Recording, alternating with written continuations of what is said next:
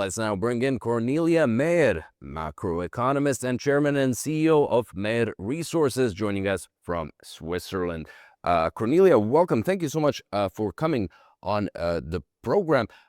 First off, how significant is this move of transferring funds linked to Russian frozen assets to Ukraine for its defense purposes?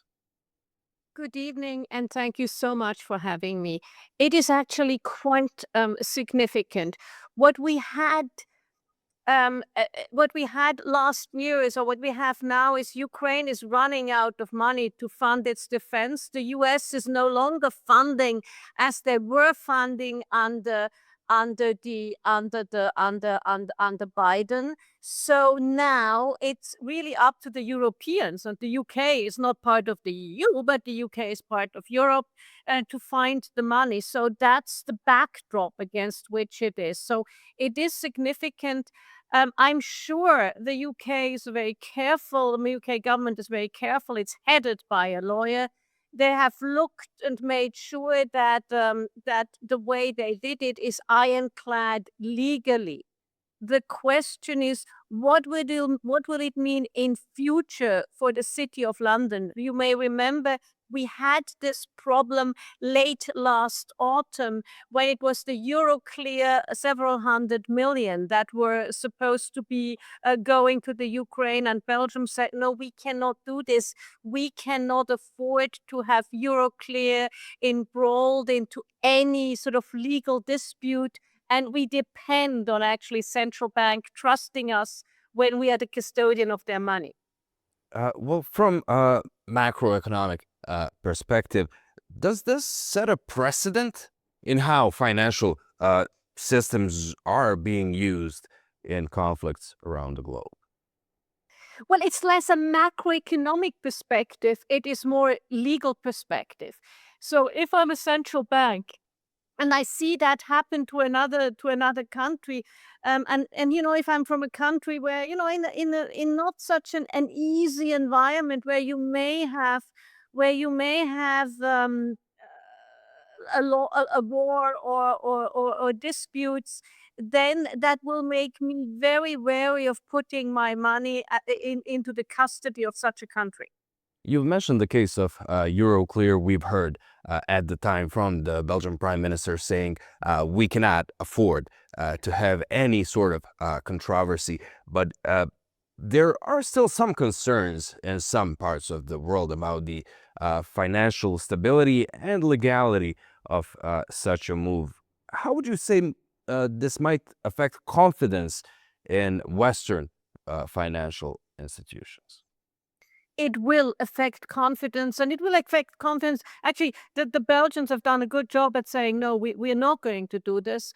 But it will affect confidence in where, you know, people are taking the money that's in custody there, and other countries will look at that and say, well, how are we placed, and can things turn they're adverse to us?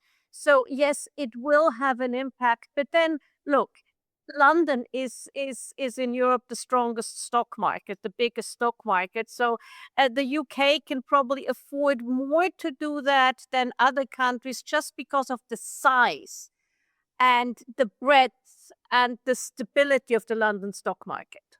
If this model were to expand, how would you say it might affect how countries manage their reserves, and indeed where they choose to hold them?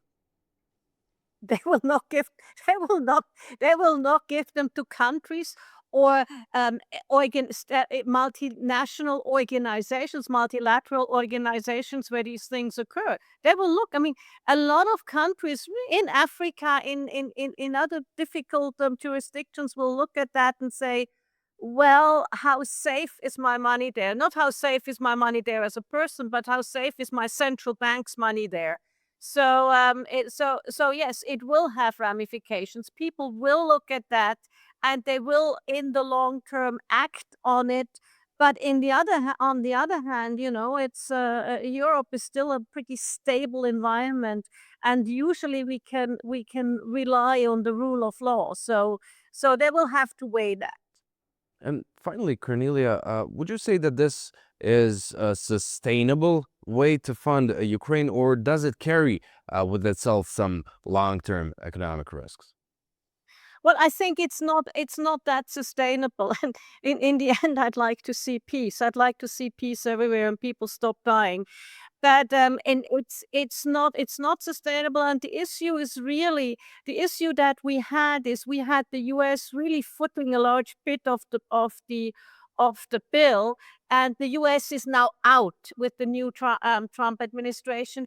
And at the same time, the Europeans would like to foot the bill, but they have economic difficulties in their own countries.